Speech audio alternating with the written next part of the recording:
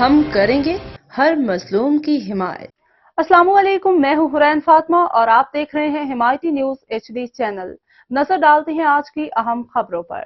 خبر شامل کرتے ہیں گجر خان سے۔